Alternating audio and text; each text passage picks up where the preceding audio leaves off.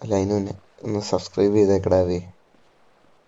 വെറുതെ വേറെ പലതും ചെയ്യണമാർക്കൊക്കെ സബ്സ്ക്രൈബേഴ്സ് കാണണം. ഞാൻ കഴിഞ്ഞ ദിവസം ഒരു വീഡിയോ ഉണ്ട്, അത് ഒരുത്തൻ ഗെയിം കളിക്കുകയാണ്. അത് ഗെയിം എന്താണെന്ന് വെച്ച് കഴിഞ്ഞാൽ സൈഡ് കൊടുക്കാം, കേസൊക്കെ വരും തലയിൽ വെറുതെ.